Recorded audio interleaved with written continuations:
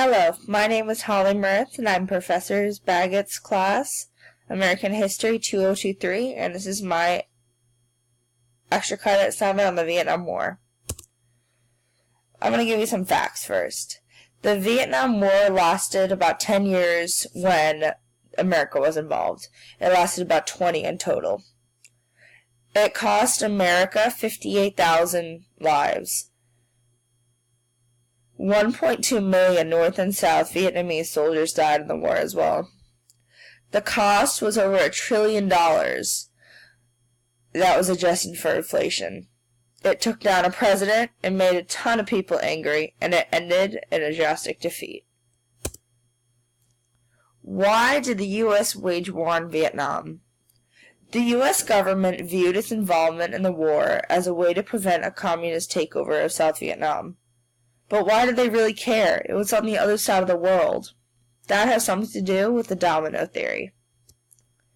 The domino theory is a theory that a political event in one country will cause similar events in neighboring countries, like a falling domino causing an entire row of dominoes to fall. So the U.S. government thought that if South Vietnam became communist, that all of Asia would turn communist as well. That was very unnerving for the U.S. government, as then Asia would become a superpower. Is it possible to inject a widespread theory of democracy into another country?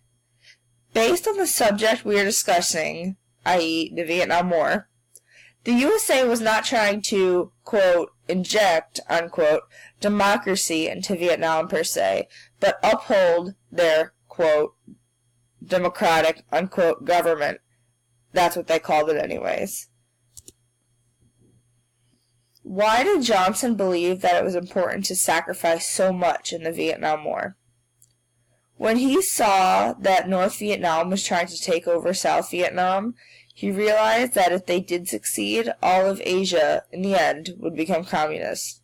That was very scary for many Americans, yet at the same time, nobody wanted to enter this war on the American side.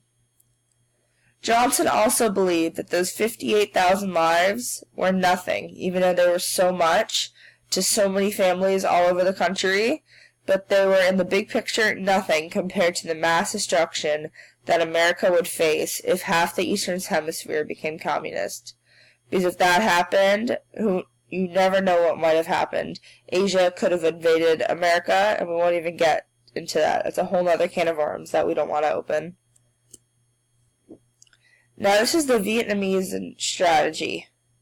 President Nixon believed in his Vietnamese strategy, which involved building up South Vietnam's armed forces and withdrawing his U.S. troops at the same time, which is pretty tricky to do, but he was able to do it.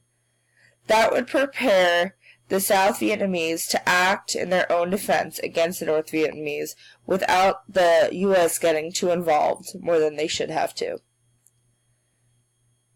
And like I said, that would act in their own defense against the North Vietnamese takeover and allow the United States to leave Vietnam with its honor intact. Because the Vietnamese culture made a huge emphasis on honor. It was very important to Nixon and to many advisors to leave Vietnam's honor intact. With all the research I did, I could really only find one similarity that held up anywhere between the Vietnam War and the war in Iraq. And you know what that was? That was the frustrated public.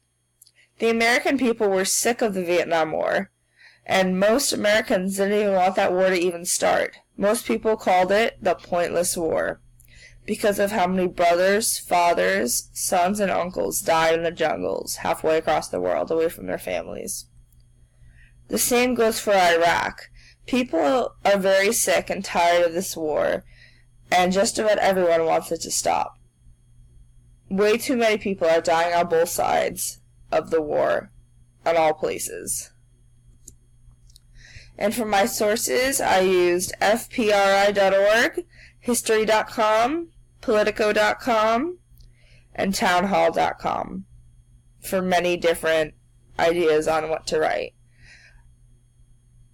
Thank you, and I hope you enjoyed this video. Have a great night.